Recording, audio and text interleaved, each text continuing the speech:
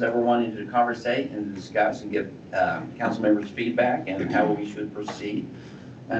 City Manager, I'll kick it off to you. We can open it up for discussion. Okay, so this is just a follow-up from our council study session on October 27th. We walked through potential charter changes and we're just continuing to try to refine that language. So some of the things that came up, for instance, at that study session that we wanted to, talk about additional discussion on the number of board members. There was some discussion about adding language back in to allow some flexibility for economic development.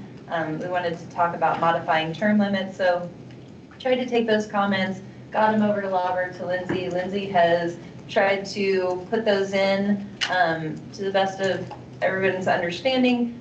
Joe's going to kind of walk us through section by section. I think there's still, especially where it comes to director versus comptroller and making sure those are two separate positions that we need to talk about. But what we need to walk out of here with, hopefully, I don't know that we'll nail the language today. That's probably still going to be something we refine, but ideally we walk out of here with a better understanding of when we want to put this on a ballot. We had talked about April, and then we talked about, there was definitely some interest in pushing that, so August or November. And then just some of the really high level basic things, ideally number of people on the board, and just hopefully we can start really narrowing down and to what we want to put in the charter changes versus what we want to handle by policy later that gives us additional flexibility. So with that, Joe, if you want to walk us through some of them. And I'm guessing I have the same sheets as everybody. Yeah. It starts out with the 3.17 municipally owned and operated utilities. Yep. And enterprises, which really just kind of gives a definition of what the city is considering municipally owned utilities. Don't know if there's any discussion or questions on that. Don't know that, and you guys tell me if you want me to read it out loud or if you guys want to read those and talk. I'm here to serve you guys, so however best you see fit for going through these. I would suggest that we go through page by page, and obviously with the stuff that's been scored, that any council members that have questions, we can just blast through it that way. Okay. Keep it free flowing. So is there any questions or comments on page 1 then? Joe, where does page 1 go? Because I've got another 317. There is. Okay. So the first page, and Lindsay, you can talk real quick about, that's your comment. Yes. It's modified from the current charter 317, and she just wasn't sure if we wanted to keep that language in there and put that in somewhere. So Okay. it's not, it wouldn't be 317 It's per se. loose. We're just wondering, do we want to keep that Got it. language and plug it in somewhere into the current language? Yes, and the first page is what is currently in the charter. So we would strike 3.12 and 3.13 and then amend 3.17. So just, that's what is currently in the charter regarding the electric utility. Okay, thank you. And did that language come from some other place, or it was? So 317, there are two different provisions regarding keeping the electric utility funds separate and operating the electric utility in a business-like manner. And because of some other changes, those have been deleted. And so this 3.17 would be the only thing that remains from 3.17, if that's how you want to go.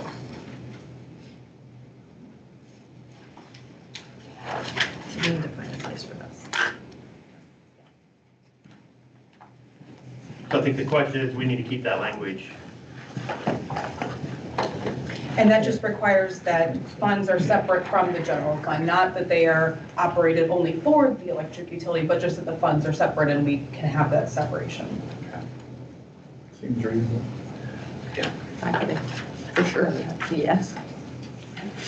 Okay. So then we'll go to the new in place of the current city charter, section 3.12 through 3.18.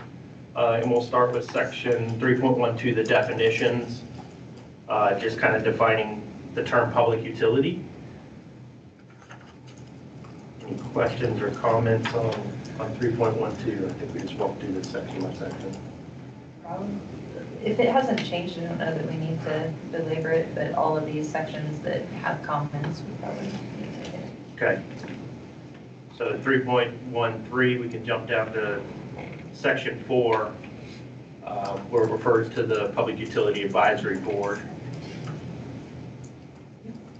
So this is where we're calling out the number of people on the board. I know there's, I'm sorry, This this is is the the PUAB, Okay. not the okay, PUB. okay. Yes, yes. So this would be the PUAB that currently has 4-year terms, and we would just keep all of that that's currently in the charter about the PUAB in here as well. If we want to change that, we can, but currently the I should say, if this change goes through, the PUAB would still have their functions as related to all utilities except for the electric utility. And that's what section 4 and section 5 really is spelling out, what's in the current Yes. charter for their description and responsibilities, but just kind of separating them from the electric utility. Yes.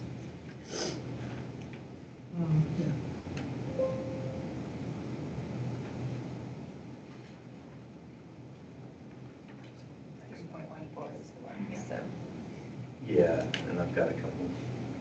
so 3.1 for the composition of the Board of Public Utilities. This is where we have the revision to 7.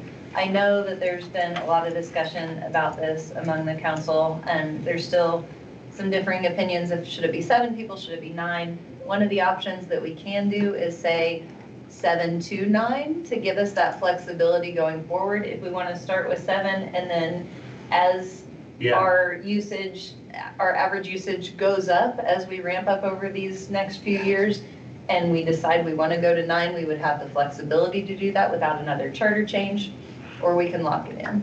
And so how would we do that? Like, would we just appoint additional members? Would we have to have a vote that we're going to increase the size? Like a resolution just saying, at this point, we elect to invoke the charter ability to increase our, here's my problem, right? I think by codes it would be. Functionally, I would do it as part of the Defined by policy ordinance. that Right. outlines all of these other things. Can we put in there, has to be an odd number? The last thing you want is something Oh, this yes. big with a deadlocked board.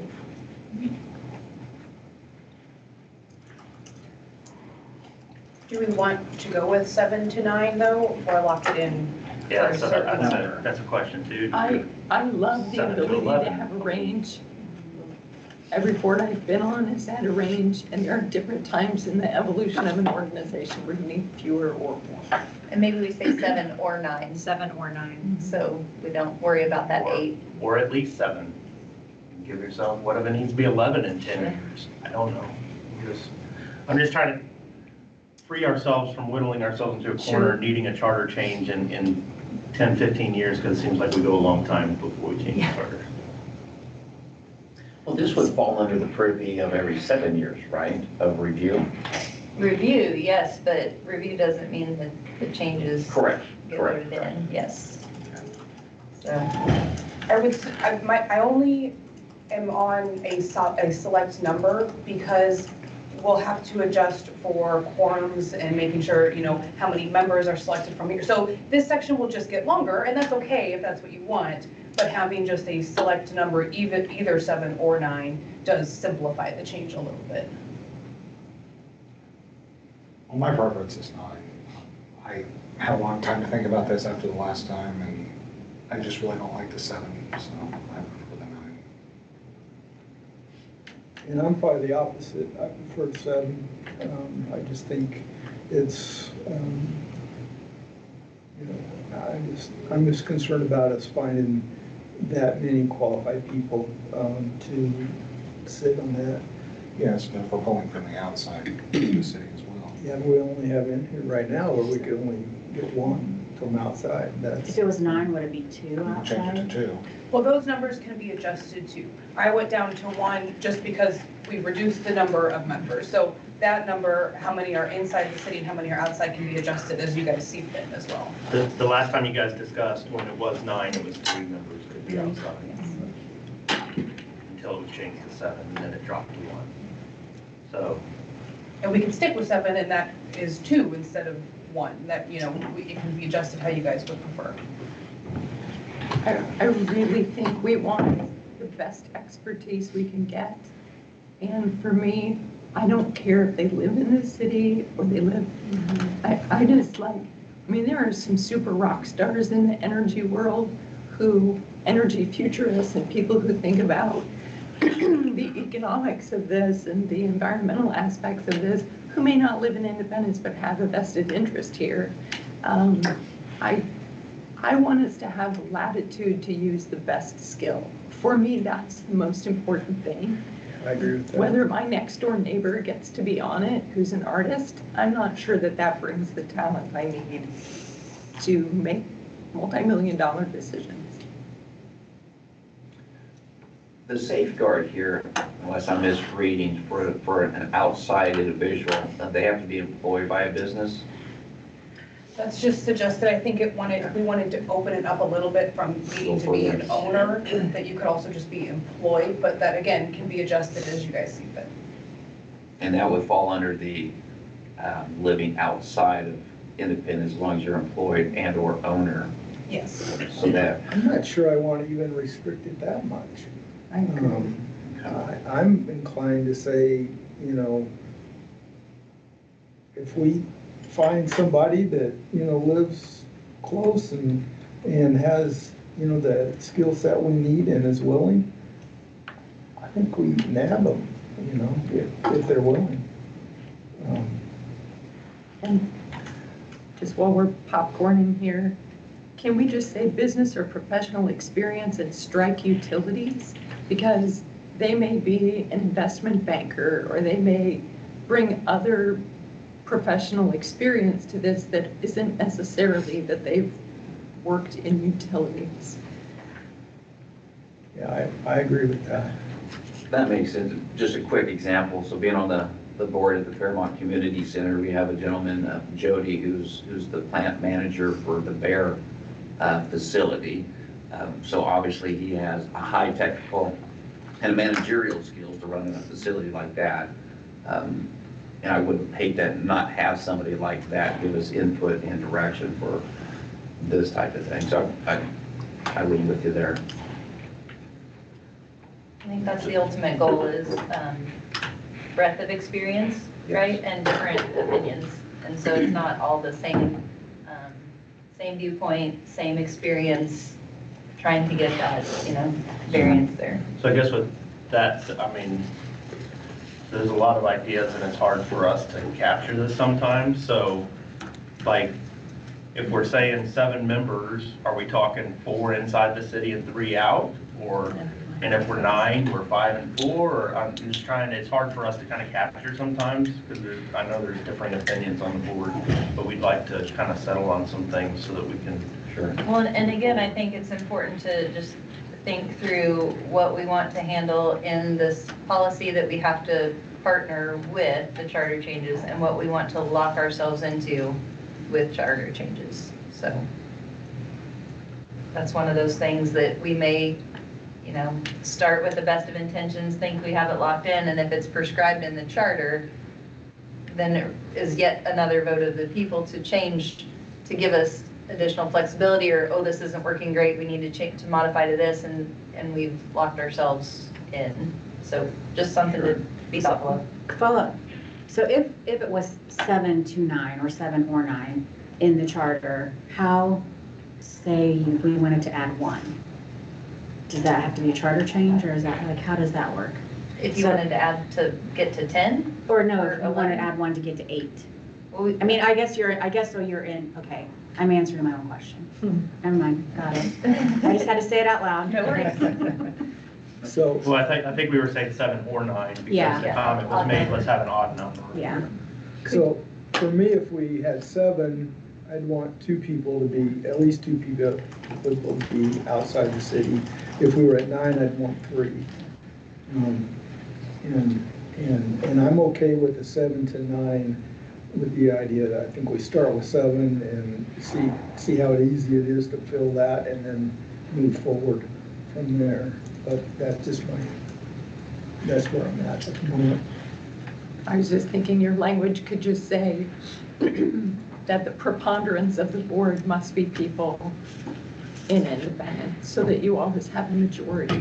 That way it floats based on, you know, you could have 3 people from outside, or 4 people from outside, but the preponderance would always have to be citizen-centric. That's an alternative.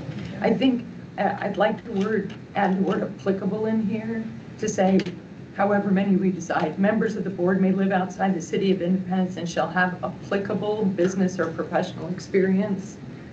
It just at least gets you tied back to the intent of the board. Right, I think that's good. Yeah.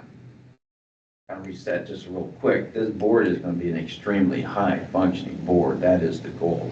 So this is not going to be our typical board of commission at all, so. For the provision just above that, for the members who would be in the city, would you still want them to have business or professional experience in utilities or just applicable? Just applicable. Okay. For all members, just applicable experience.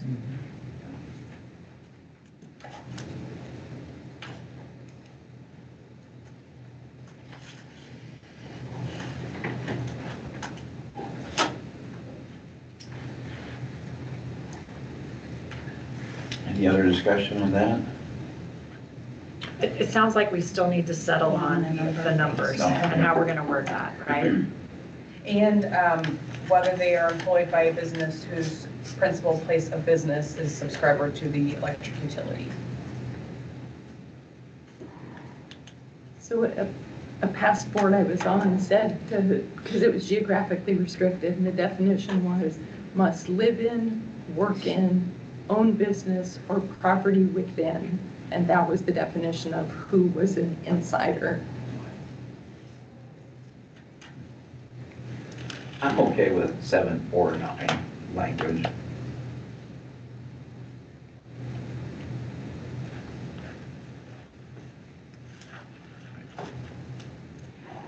I'm okay with 7 or 9. Me too. Bryce, does that satisfy you? I don't know, can I get a vote? That's fine.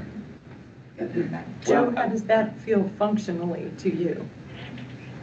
I have some of the same concerns that have been already voiced about 9 right now, is getting enough qualified members, and then we say, okay, well, we have so many members inside and outside, so you start restricting, then you say business, proper business experience, then you restrict, and then you say you can only serve so many terms, and then you're booted off. Now I've got to find 7 more people, but on the flip side, so I'm going to play devil's advocate, on the flip side, IPL could be an over $500 million a year revenue company in 5 to 10 years, and so maybe 9's the right number for that, right?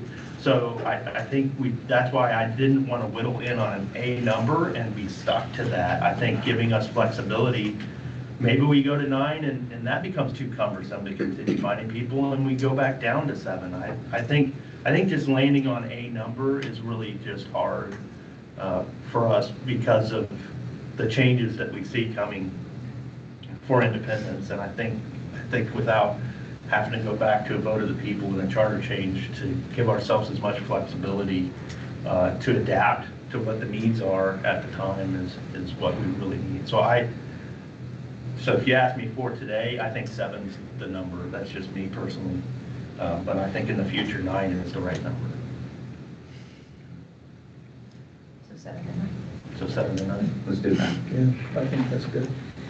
And you'll see there, we did modify to allow for 3 consecutive terms instead of just 2. That was another change that came But out of they're the 3 last. years instead of 4 years. But they're 3 years instead of 4, so you can serve 9 years before you would. And then you have to take a 1-year break, and then I'm guessing that 1-year break, then you can be reelected, it says. Reappointed at that point in time. Yeah, election's a bad term, sorry. But reappointed.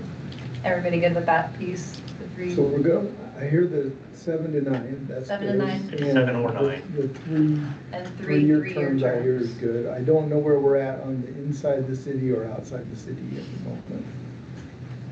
We could just provide for that a majority of them should be from inside the city, and then it's 5 if it's 9 or 4 if it's 7.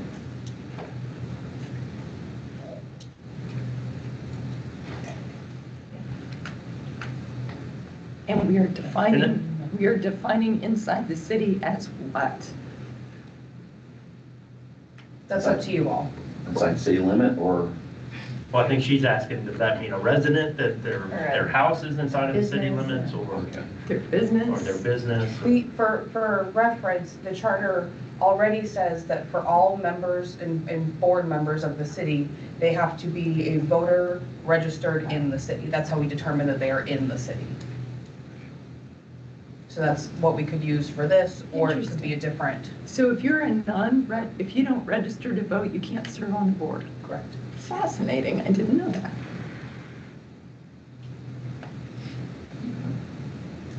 Should we stay with that definition? You're talking about for the majority? I don't have a heartburn with that. I mean, if they're not, well, I don't know. I'm thinking about this. I'm in favor of that because it's a taxpayer-owned utility. Yeah. And If they're not registered to vote, then,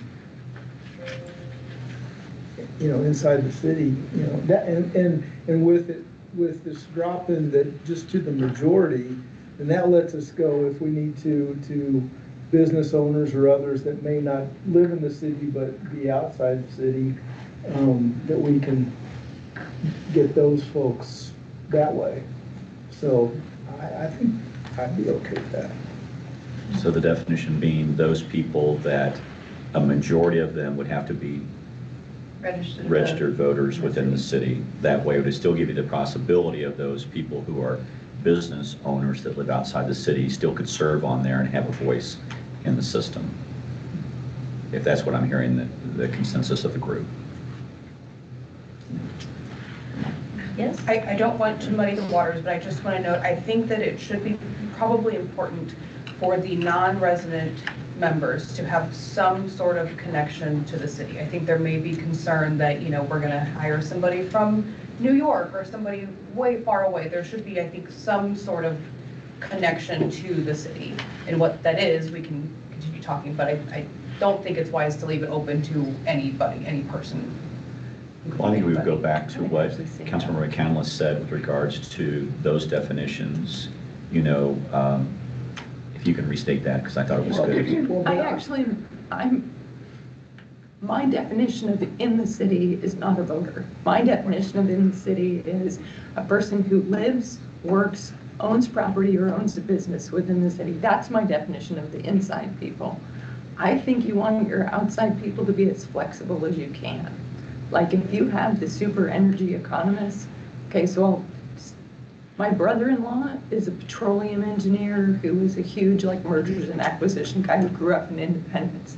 Now he has a tie to Independence, but he's like a super brainiac energy guy in utilities. He'd be a great person. Of course, I'm conflicted. I could never recommend him, so that's why I'm using him as an example. But he wouldn't fit your inside definition.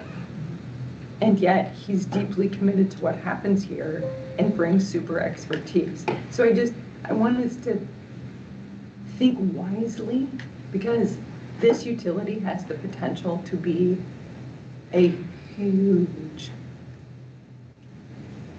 conglomerate is the right word, big industry. And we have to think about it like that, not about it like it is. Yeah. And we're going to need some super expertise, especially in financing and banking and places like that we aren't going to find here. I agree. I think Joe said it real well about 7 good now, but in the future of 9, because the future, and a little better than us what that future is looking like. So thinking ahead, certainly a decade down the road for sure, 7 to 10 for sure on that. Not to muddy the already muddied waters, but a kind of a meet in the middle would be what it's not directly tied to Independence, but at least kept in some Casey Metro people, at least the metro area, because this is a huge pool of a lot of talented people too. And I think I think, I understand her concern if you have board members that are New York bankers, right? But if they're at least a Kansas City metro area, they're local and they understand our area and can attend meetings in person, right? That's probably another big deal. You don't want a bunch of Zoom people from California and other parts of the country that don't even understand this local economy and what independence really is. Just a thought. And my concern too is this has to get approved by the voters, so Right. making sure that that's understood what that intention is there. Yeah. I can see that being misconstrued.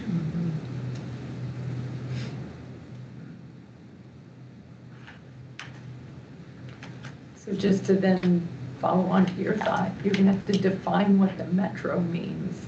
Sure.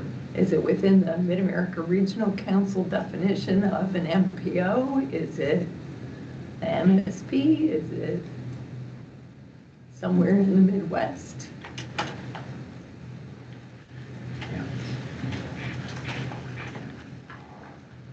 Is it to attend the meetings or in person? I mean, Yeah. I'd like to think that the guys from Texas aren't gonna just shimmy up here. Right. for For a non-paid board a position. non-paid board position for a, hour-long or 2-hour-long meeting in an Yeah. afternoon. And that might, That should take care of the problem. that would probably take care of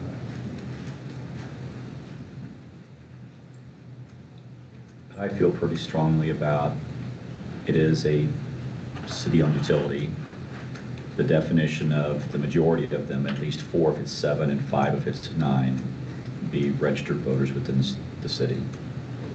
I mean, I feel pretty strongly about that because it is in fact a city-owned utility.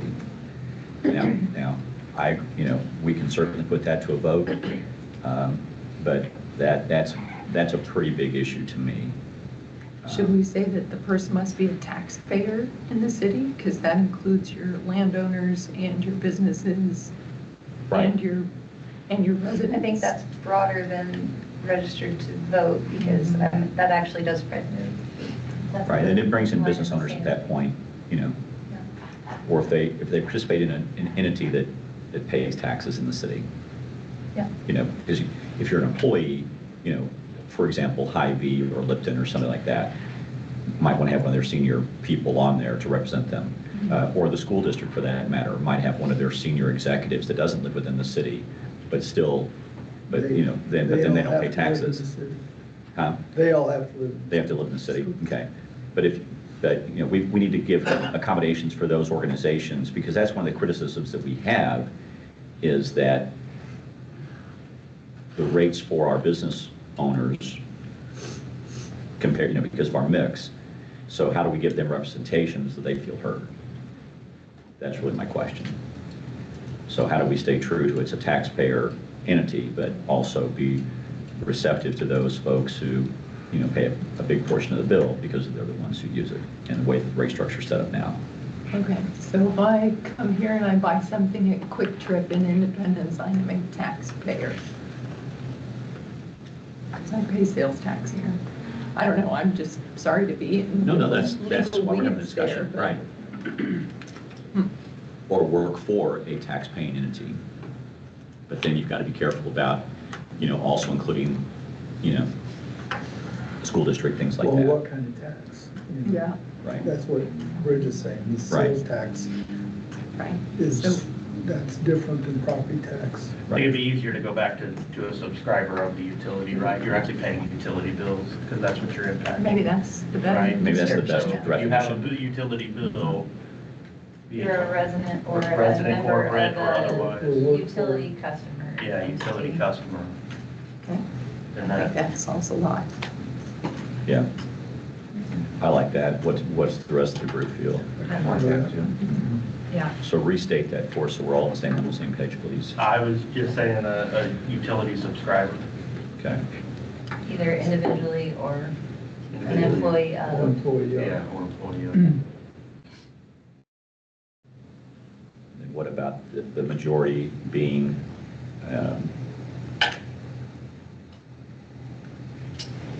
the way it's stated now, if you can state that again, it have to be a registered A voter. registered voter is what I have now, but that can still be adjusted.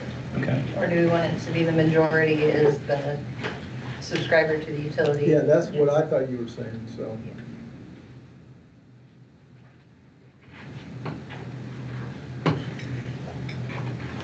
I don't know, I lean on having the registered voters be the majority, but I'm certainly open for discussion on that. I think I'm landing where, the majority is either a subscriber or works for a subscriber. And then I want to be able to, in whatever we define as a metro area, be able to get the most qualified people that we can get to serve, on the board. So outside of, I don't think they have to be a subscriber to be on that outside, on the outside of the city, outside the majority. So do you see it saying, whatever we decide number-wise, 1 to 3 members of the board may live outside the city of Independence, but within the metropolitan area, and shall have applicable business or professional experience? Is that how you see that reading? That's what Okay.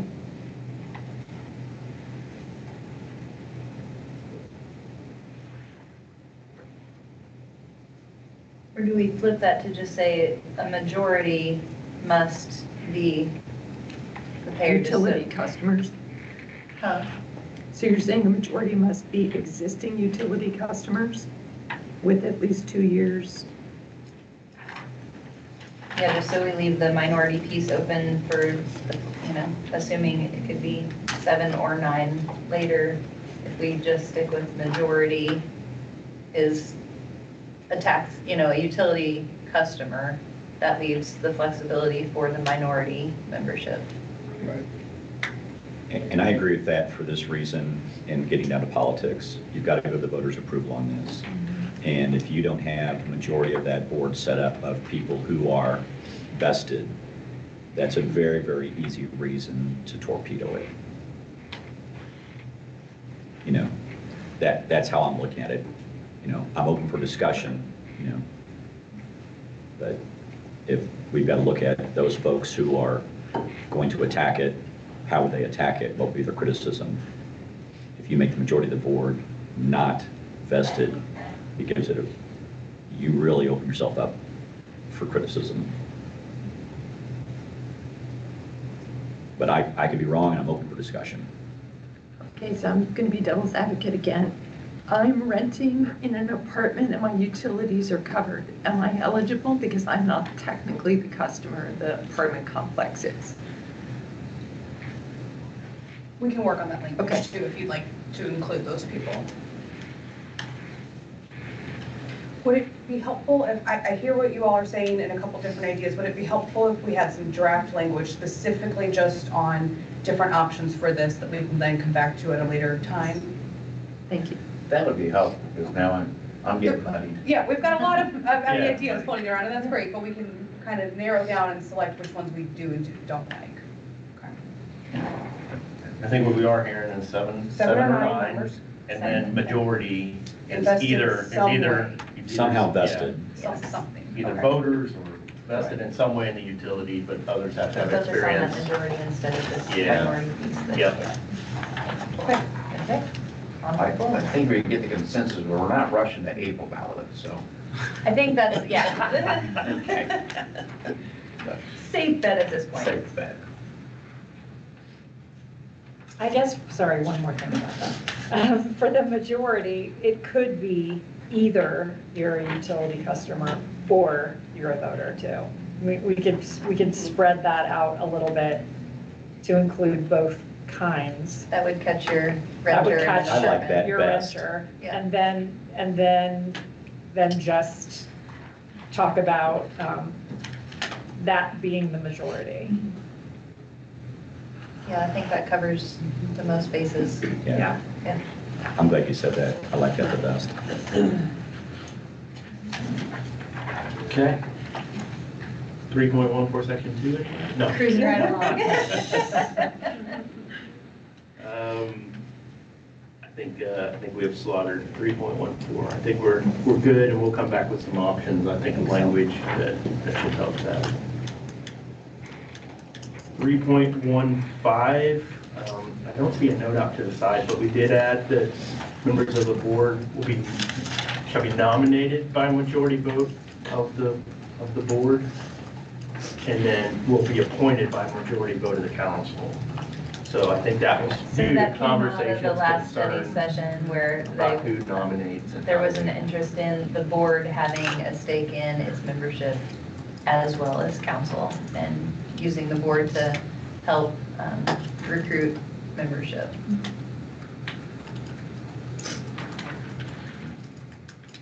Everybody okay with that? Okay. Yeah, for skipping sections. I think And then, of course, 16. 316 is going to have some adjustments of forums based on numbers.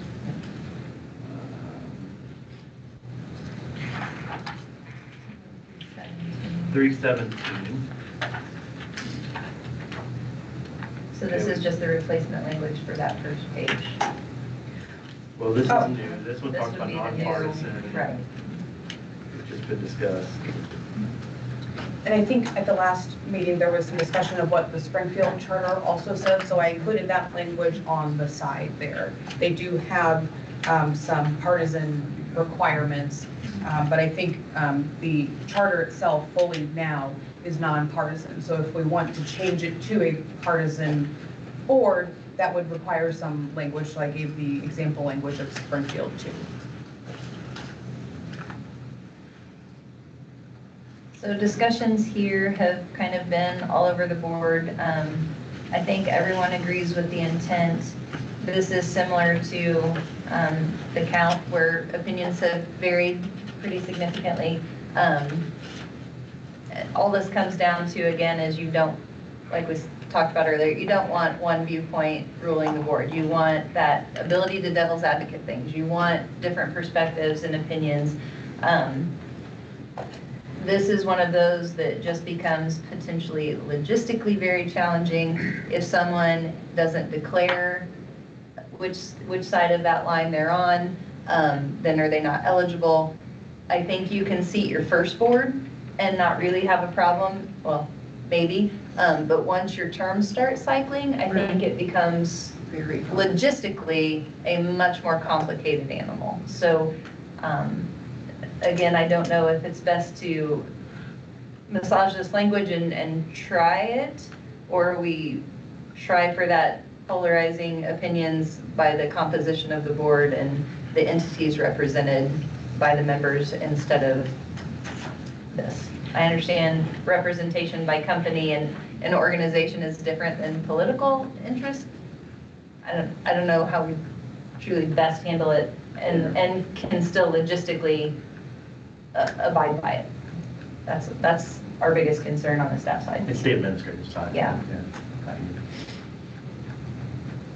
In my mind, nonpartisan had always been set in my head. I mean, that's how we govern our board here, is exactly that. And it's not a left or a right, it's what's right or wrong and business-oriented discussions and decisions. That's how my simplified mind works on it. And that's reflected through the current charter too. Right. Yeah. I think partisanship will just make it more complicated. Yeah, I agree. To me, this is forcing people to become partisan, right? You're asking people to declare what their party is before they've even had discussions about how they want to govern IPL. So I understand the intent of this, but I think the original language with this is nonpartisan is probably a simpler way to handle this. I agree. Agreed, yeah. I did not want to take us backwards, but I have just a quick comment on 316. At the very end, it talks about all members of the board not serving, no compensation, but any expenses being paid out of the electric utility.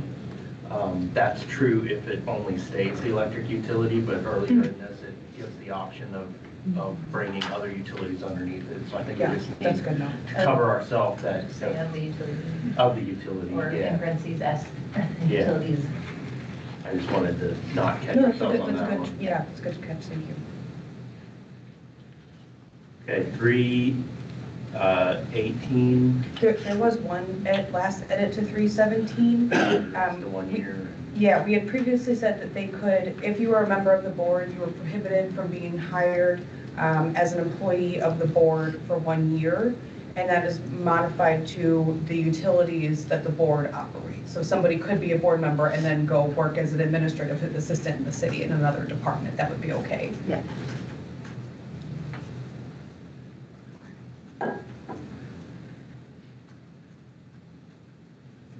Duties. Looks like you just kind of changed a little verbiage of the Yeah. electric utility. This one, we had said that basically a sale of the electric utilities properties is not authorized without a vote, and this has been clarified to just mean that a sale of the electric utility itself cannot be sold without a vote. There is real estate and supplies and Yes, surplus yes, property and all those Yes, things. yeah. And I think that language, a sale of the electric utility, is understood to mean the entire utility that's used in other places, and I think that's understood.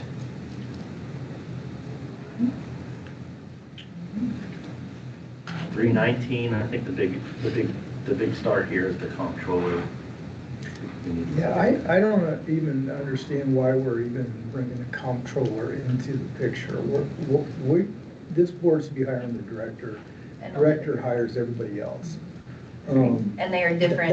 That's my assessment. And comptroller is a whole different, brings on a whole nother set of connotations relative to finances and other things, not a director of an electric utility. That's just my take on it. So then the board would hire the director of the electric utility.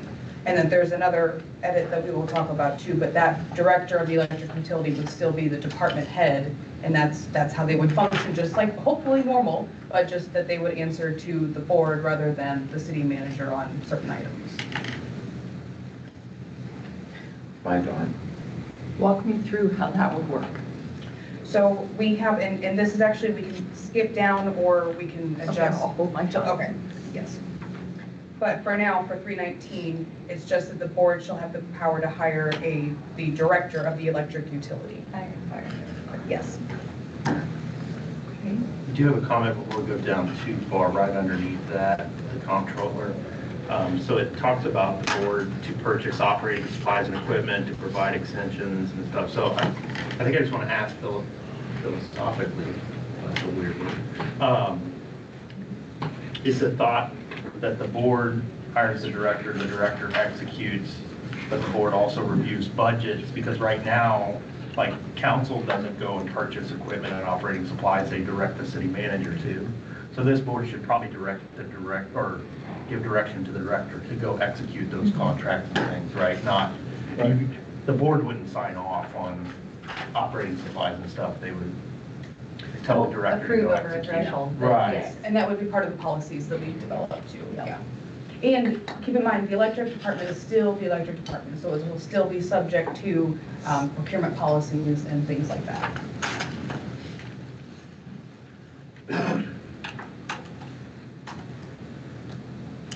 That's a conversation for a different day, because we're gonna get to the point where scale matters. I mean, honestly, last night's agenda being a great example, a small purchase for IPL was a $425,000 item, right?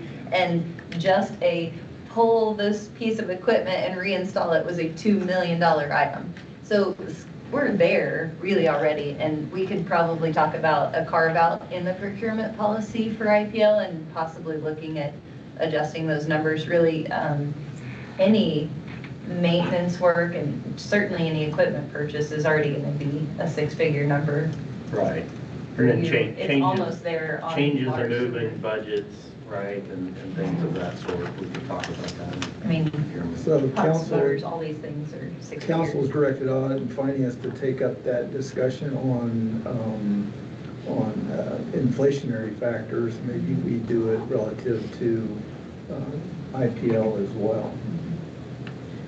And price locking in, I mean, you guys know how fast things fluctuate, so locking in faster than the council can get. That's a something. great point. So I've ordered, so we've been trying to get the CCBTs for, which are electrical components for sub H, right? So I think those came before council and you guys approved that. We didn't realize by the time we got it to you guys and got it approved that the quote changed. Well, the quote was above the 10%, so now I gotta come back to you guys again. But now am I gonna get this next approval and it's, Right. we need some flexibility because it's really hurting us trying to get it on council agenda That and timeline approved. in this era is hard, but what we're trying to avoid is the constant note at the bottom that, hey, we did an emergency PO, because that at that point looks like we're willfully violating purchasing policy. We're not. We're trying to get, pay the lesser amount, but still get it in time, so. Well, the world is completely different since COVID, and that was the Sure. spirit of adjusting up the city manager's spending authority, not saying that we're gonna do that, but for you, in your industry, my goodness, I mean, that's huge. Can we put a pin in the thought that when we approve a CIP budget, that you have authority within that to do what you need to fulfill that? Because We would we're love voting to on do it that. twice, right? Yeah, We're voting on, absolutely. we're giving you double permission for thing that we already said, yes, this is within your budget, it's within your scope, and it's within our plan for the year. In my mind, I've already given you permission to do what you need to do to administer your function. So I know that's a bigger discussion for another day. I think that's a great finance conversation, but most cities operate along that. They don't have triple layer Mother May I. So Most cities, even a step further, if it's approved in just the operating budget in Right. general, if I'm buying gravel, does the council care that I'm buying gravel when it's in my operating supplies as Yes. a line item? So I put that out there as a conversation for a different day, because I think from just a streamlining and an operational standpoint, we've got you guys so hamstrung that you can't do your jobs. Staff would love to have that conversation. Yes. So Absolutely have that and- conversation. In fact, if this is in November, let's talk about it now. Well, and just to tag on to that, we continue to, our role is to set policy. If we're setting the procurement policy, that procurement policy should, I think, take all of that into, account. I mean, that's just my take on it. If we're abiding by procurement policy and it was a line item in the budget, you have already both approved it and determined the policy by which we execute that And the budget. the procurement policy sets on, are we, what limitations we have relative to who we select as a vendor on whatever. Not, so it just seems like, I agree, it seems very duplicate. Okay, so the end of 319 had a pretty big addition there for Yes. administrative service. And this was one edit that just as, thinking about particularly the electric department and how employees will function under this, that this provision is very similar to the provision in the charter currently that council members cannot interfere with the administrative service. So this was a simplified version of that members of the Board of Public Utilities then cannot also interfere in the administrative service. It can be shortened like this, it can be longer, up to you guys. I just thought it was a good protection that we wanted. Everybody okay with that? are we using the word comptroller there or director? It'll be Director. director. So I think everywhere you see comptroller below, Needs to be director. that assignment will be changed to director. Good with the spirit of that? Yes. Okay. 320 talks about the powers retained within city council in that formation, so. would still have the power to approve the budget, just like all other city departments. Still the approval of all rates and fees related to the electric utility, and then still the approval of bonds that are issued. We can adjust, Public debt. include more, and I debt, agree. yes. Yeah, those I are like the that. things that I think are important. So just for my mind, walking through, so when the board is established and they have these issues, they're gonna be the strong recommending body to the council and have that discussion, then we make the action. And I think that's something that will go in the policies too. If we could say that they don't have any input on the rate schedule, it could be entirely dependent on you one, or they could have a recommending place in that decision-making. It's dependent on what you guys want to do. And I mean, operationally, I see that mirroring PUAB. If it's a rate case, a policy change, anything like that, it goes to the board. We ask for a formal recommendation from them to bring to the council. Right. See, following that same pattern. This is nitpicky, but I'd like to move section 320 much higher in the document, because I think if I'm reading this as a constituent, the thing I want to know is, yes, what are their functions, but I want to know superseding. What are the functions of the council, and then what are the functions of the board? Okay, makes sense.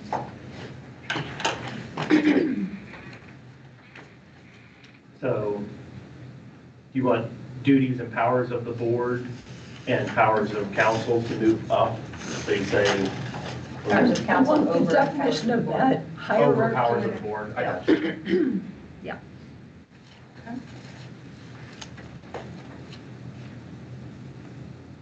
Would you like to see that almost at the very, very top of the document? Yeah, I want to, if I'm reading this document, like, I really don't care about most of this other minutia. The thing I really care about is, okay, who's in charge, who gets to make the decisions, and what are their roles? I think it can go right after definitions. Perfect, thank you.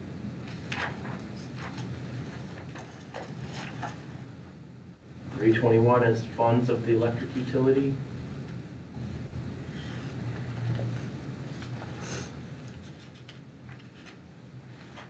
Some of that language is in current existing charter, is it not? And can we put that language with the other language about audit and accounting? Because those two things feel to me like they go together.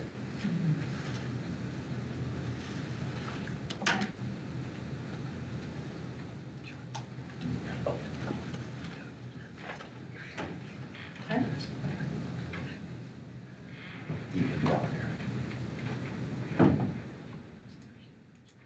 322 talks about economic development. I think that's been a big discussion on the council, the use for economic development.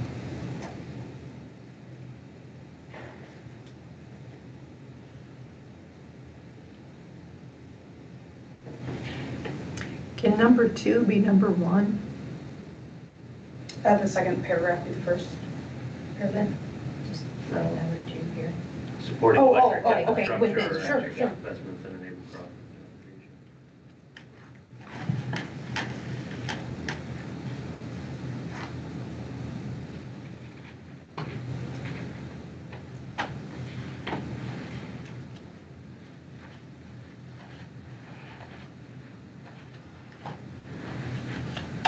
So you've also got a function now, the last sentence also chooses shall be approved by the city council, and yet that is not in your duties of the council. We can put it in there too. Okay. So I don't know, I was thinking about that, and I'm not sure, I like that the city council is gonna weigh in on, that's where we get it, where in the past we've gotten into political, Okay. issues. So I think that's what the board is supposed to be doing. I would agree with you. I think that helps, takes any of the other minutia, like you said, completely out of us. We're going to get enough conversation with any proposed rate increases or stuff like that for fine or bond issuance.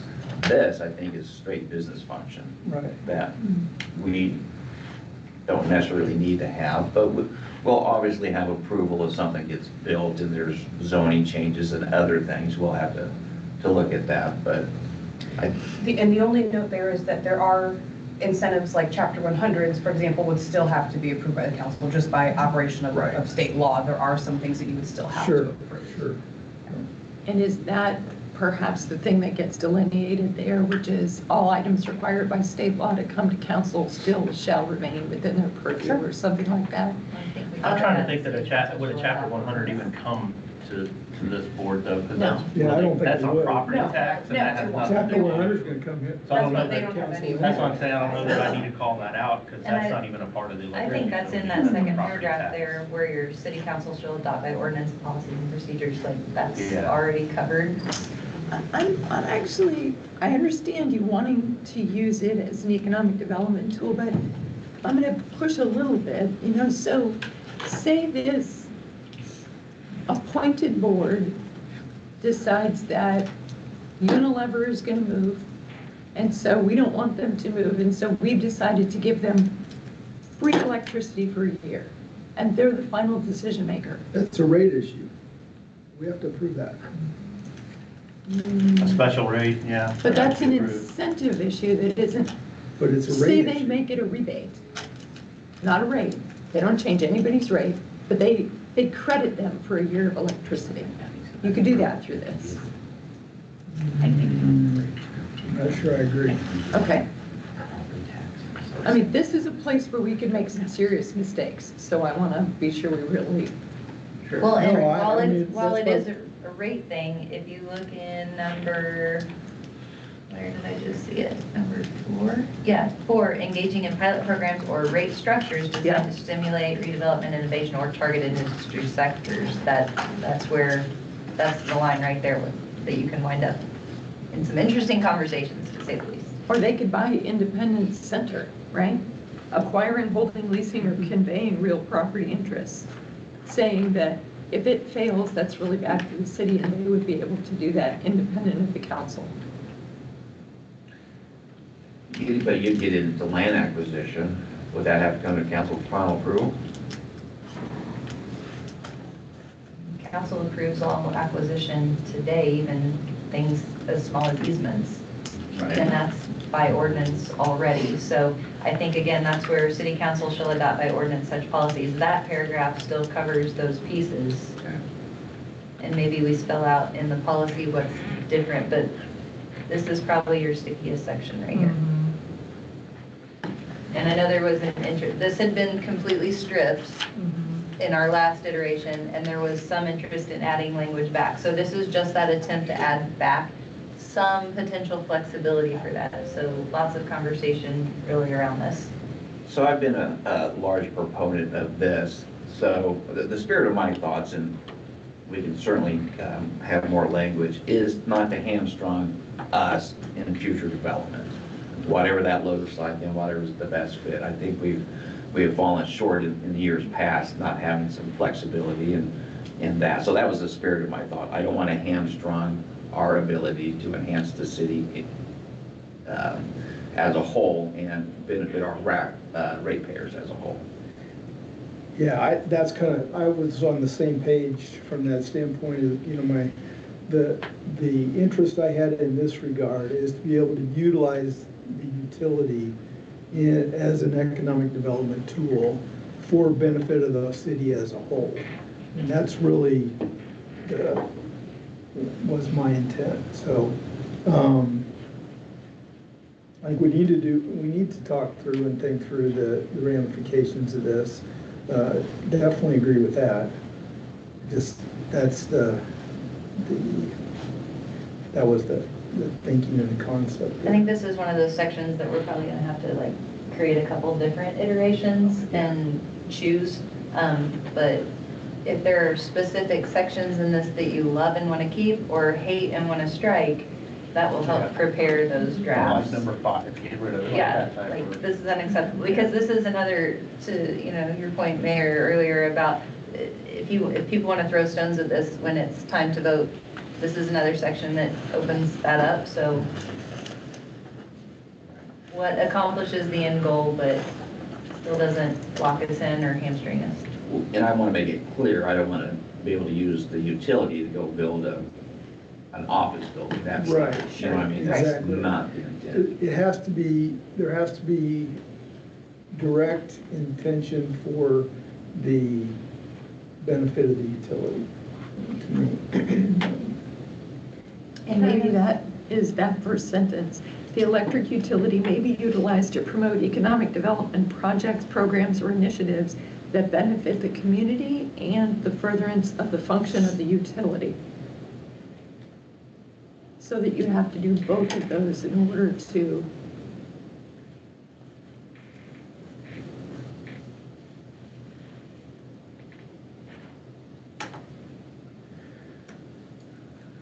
I actually think you need such uses to be approved by the council.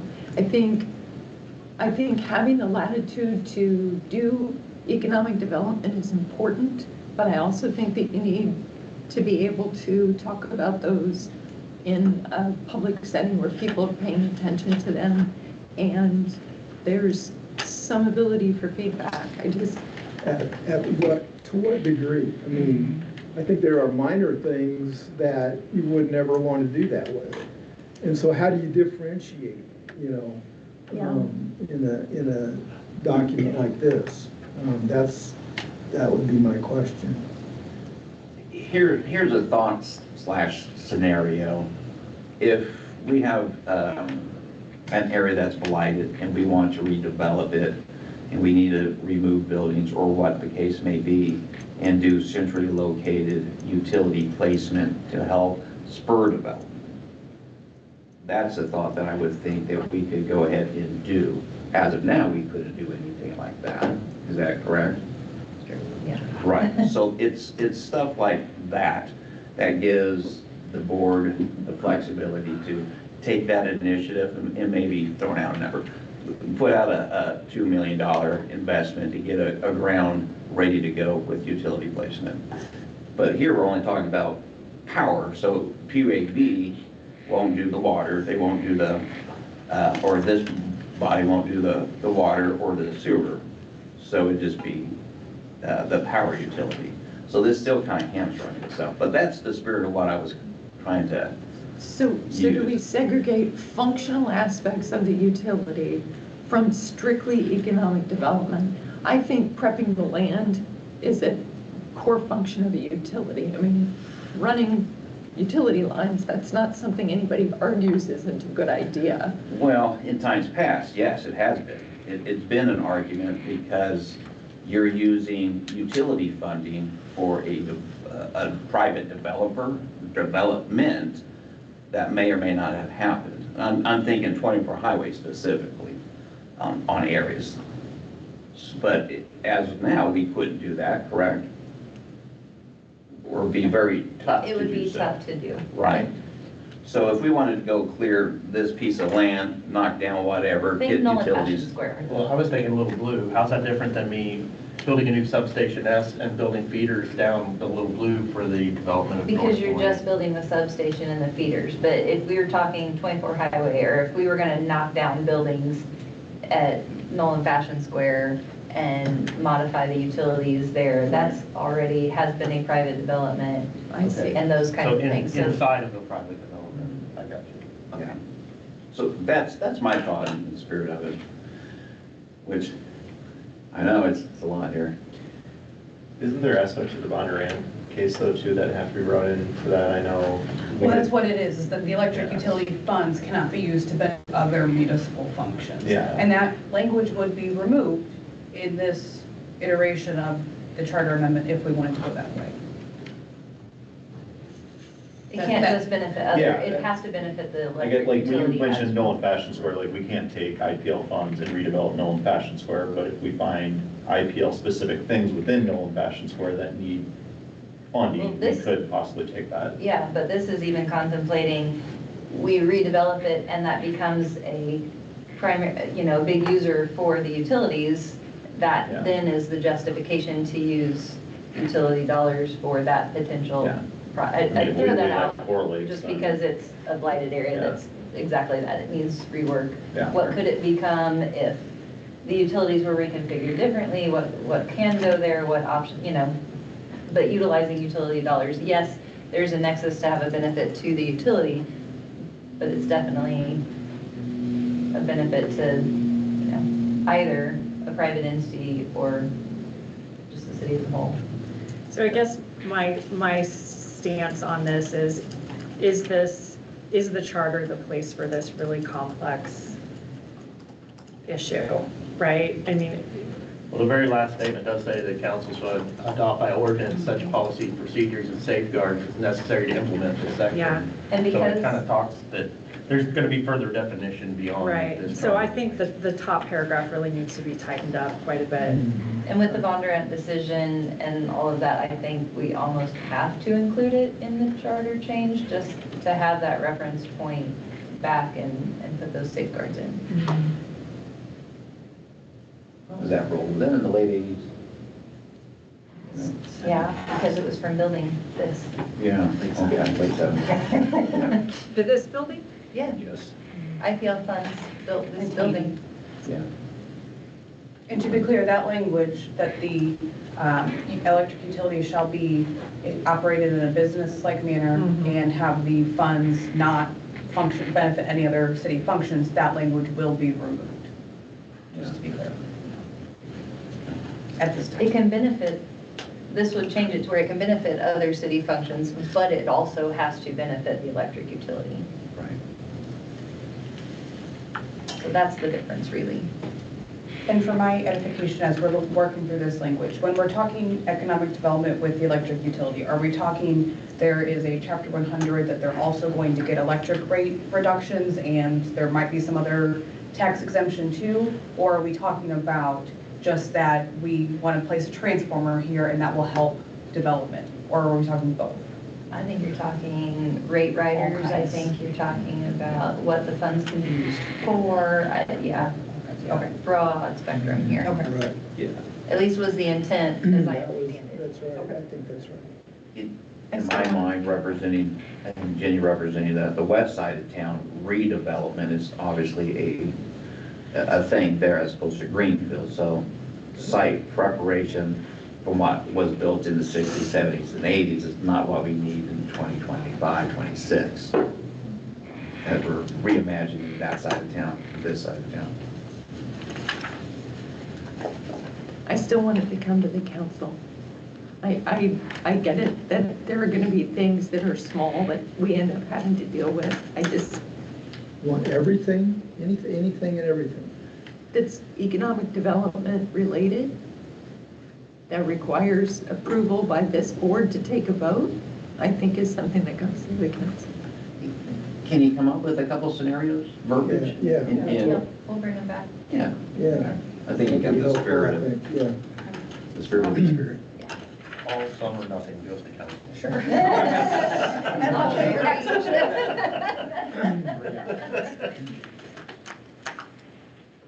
Stuff that'll take a while to figure out what it is. Yeah, those lines are. We'll have three options. We'll take a paragraph from each one of them. So accounting, 323. So this language, I think there was some question too about sort of budget things and how this board will work. And I use this language that the Board of Public Utilities will work in connection with all of those other city departments, just like all other city departments do. It's still a city department. Nothing really should change as far as my understanding goes. And then they will follow the state or federal agencies regulating public or private utilities, their accounting recommendations.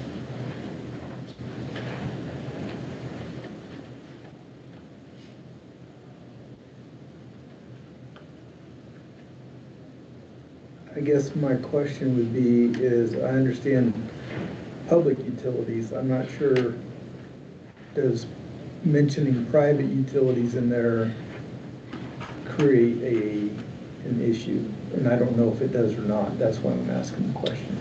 Well, it was just broad because I understood that the Public Service Commission was too small.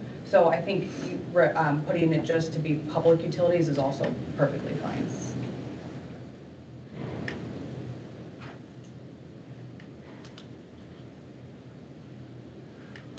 Yeah, I think I'd feel more comfortable if we referred to public utilities. Agreed. Because if we start talking about private utilities, that's a whole different can of worms.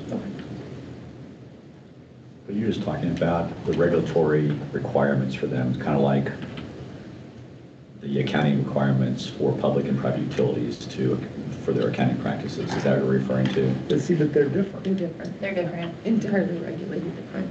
Like, if you're going before the Public Service Commission, your rate case requirements, profit levels that you can show and all those, I mean, just the fact that you're entertaining the idea of showing a profit level is just arbitrarily, automatically different than how we operate, so. Right, but there are state and federal, like FERC accounting. Sure, but right? those There are- govern But those are public- state and federal, public, Yeah, that are public applicable to entities. public utilities.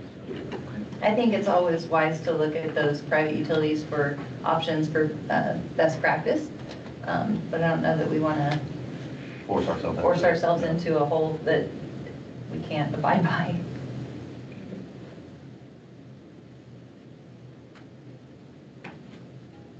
Anything else on 323?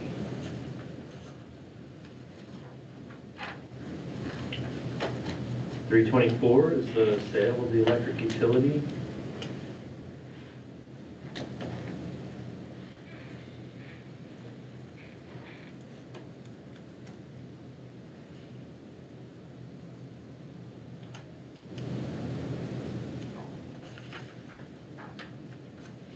Basically saying it's got to go to a vote. Yeah, that's good. 325. And so this is the one that's related a little bit to the comptroller. And this is my understanding of how we want this to operate. So if you disagree, please tell me, because this is just my understanding. But that there will still be an electric department. The director will be the director of the electric utility. And then, as we talked about earlier, they will be hired and fired by the Board of Public Utilities. But otherwise, all other electric department employees will still be employees of the city, still be subject to the personnel policies of the city, and still ultimately go up through the city manager. Just the director will now be hired and fired by the Board of Public Utilities rather than the city manager. Can we put that right up at the top too? So it'll be like, these are the functions of the council, this is the functions of the board, and this is the relationship of the director to the city. I think that gives clarity to the structure. Okay.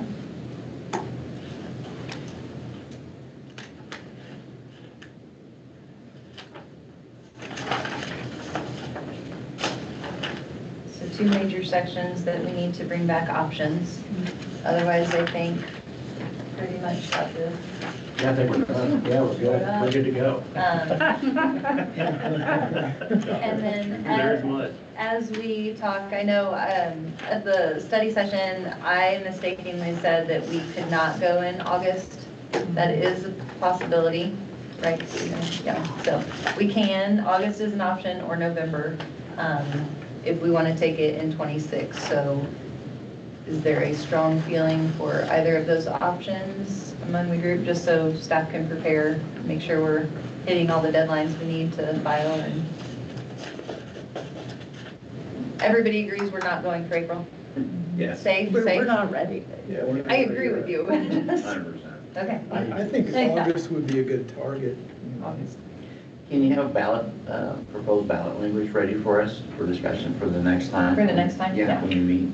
and we can So do my that. only thought on that is that we need to solidify the charter language first, because then I'll be editing the ballot language and the charter language. Okay. So once we have solidified the charter language, I mean, I can do the ballot language in a day, it'll come right after that. But Okay, just to okay. avoid having to edit two different documents, making sure we've got everything. Because I envision, and I'm open to, your interpretation too, but I envision, like the last charter election, there could be either just explicitly, this is the changes that are going to happen word by word as they'll appear in the charter, or they can be summarized into probably one question. I think we want just one question, not multiple.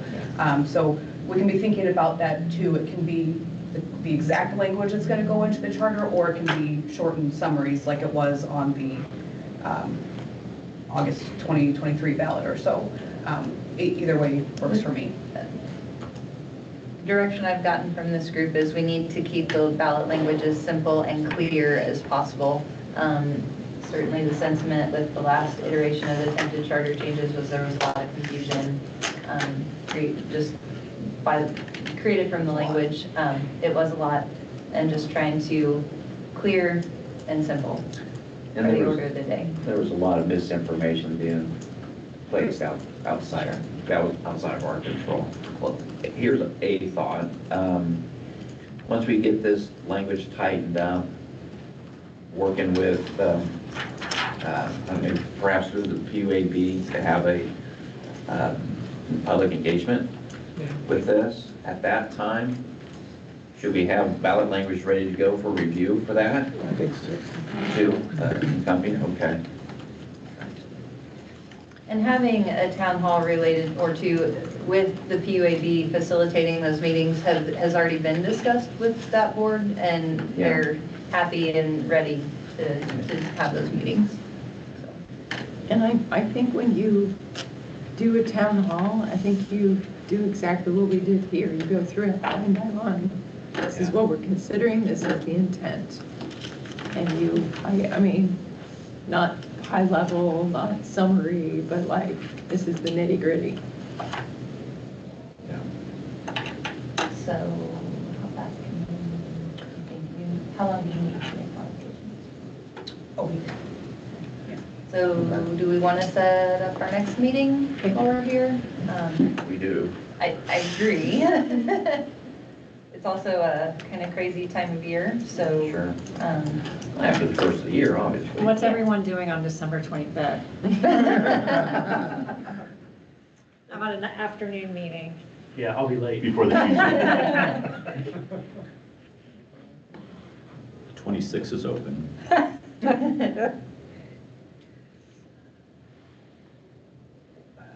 Get right back to the 5th or 6th of January.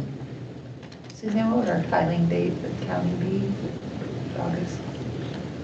Let me pull up the calendar. Or do we get a week away from the holidays? I think we, get away from the holidays altogether.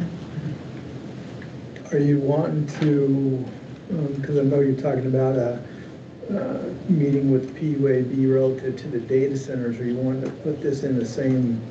I don't know that we want to muddy those waters. I didn't think so, that's why I wanted to make sure you weren't thinking, because I didn't think that was a good idea. No. We need to keep these very separate and Yeah, I distinct. fully agree with that.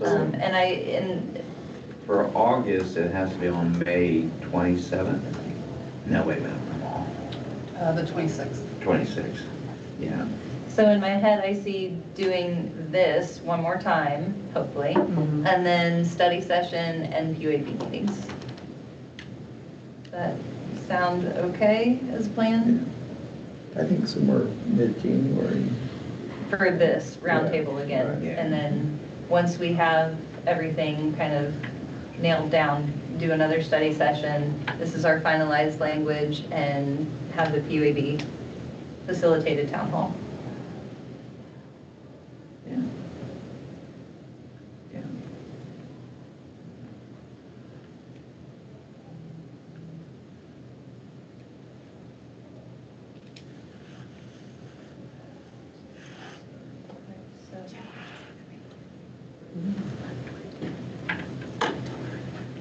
Monday, Tuesday mornings generally good for everybody. Yes. Yes. And so if we're looking at the week of January 12th, is that okay? Yeah. Do you have a preference between Monday or Tuesday? Good either way. I think Tuesdays are a little bit easier. I agree. Yeah, my Mondays are pretty full. Okay. So we're gonna be picking a So we time. would be Tuesday, the 13th of January. Same time, 10? 10? Works. We'll make it work for us. If it 10 works a.m.? for you all. Okay, Location? here. Okay, just making sure. Yeah, technology won't be ready. Not yet. Won't be ready yet. 2017. I mean, we could do that. This will still be functioning this way. Does that give you enough time, Lindsay, to do what you need? It does. Okay. And join us again on the 13th. Yes, works for me too. Helpful having the authors. It is, yeah, it is. Well, thanks. All right. Thank you all very much. Appreciate your help. Thank you. Thank you.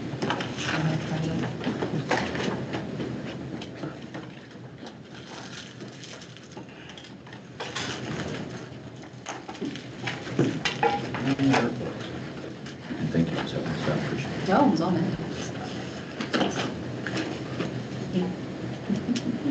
Totally appreciate it. Anything new?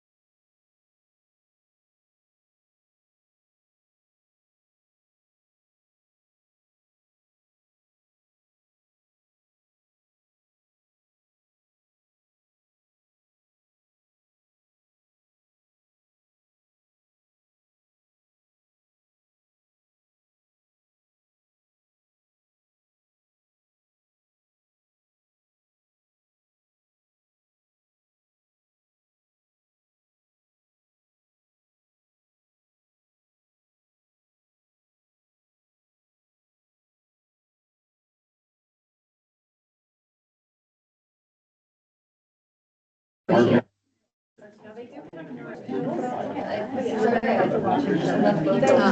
think I got to drop